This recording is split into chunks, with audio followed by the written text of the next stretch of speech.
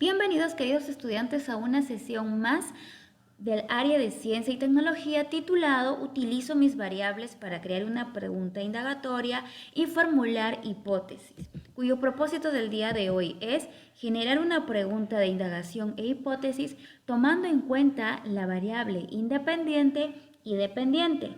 En el video anterior observamos el experimento del vaso de aire dentro del agua y respondimos a las siguientes preguntas. ¿Qué sucedió?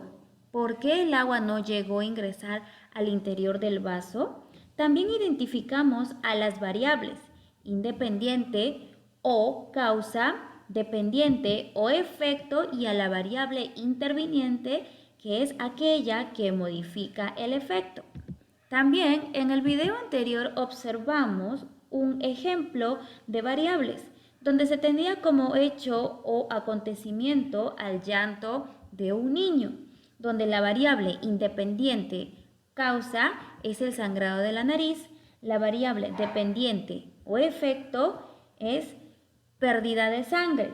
Si te das cuenta, en estas dos variables existen una relación de causa y efecto, ya que toda acción genera una reacción y se puede comprobar completando la siguiente oración. Cuando se da, en este caso causa, sucede el efecto. En otras palabras, cuando se da el sangrado de la nariz, sucede la pérdida de sangre. Bien, pero ¿para qué se utilizan estas variables? Pues para responder a esta pregunta debemos saber qué es una pregunta de indagación. Pues es aquella pregunta que nos permitirá investigar un hecho o fenómeno. ¿Cuáles son las características de esta pregunta de indagación? Pues debe estar relacionada con el hecho o fenómeno que se está observando. También debe mostrar una relación de causa y efecto. También debe señalar el hecho o fenómeno que se quiere investigar y debe llevar a un proceso experimental.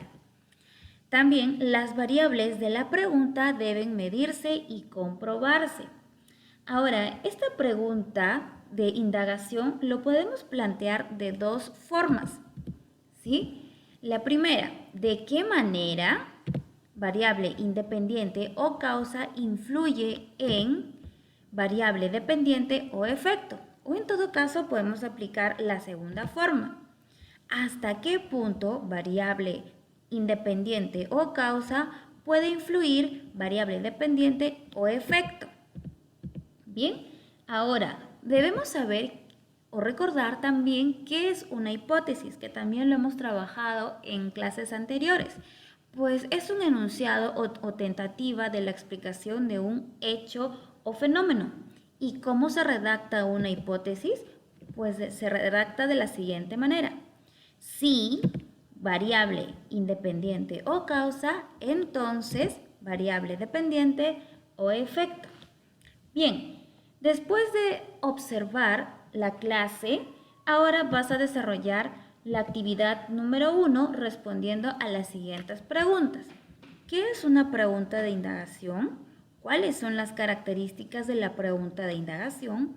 ¿Qué elementos se necesita para elaborar una hipótesis?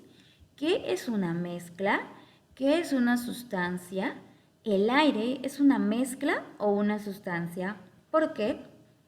Para desarrollar la actividad número 2 y también la actividad número 3, vamos a utilizar el cuadro de variables que elaboramos en la clase anterior, donde utilizábamos la variable independiente, variable dependiente y la variable interviniente.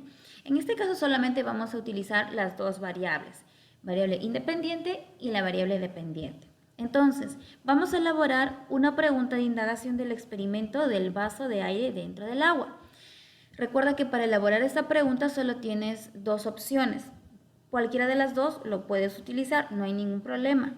Bien, en el caso de la actividad número 3, vas a redactar tu hipótesis usando las variables causa y efecto. Si variable independiente o causa, entonces variable dependiente, efecto. Recuerda que para desarrollar esta actividad también te vas a ayudar de la tabla que se elaboró en el video anterior o en la clase anterior de variables. Bien, Bien chicos, nos vemos en la siguiente sesión.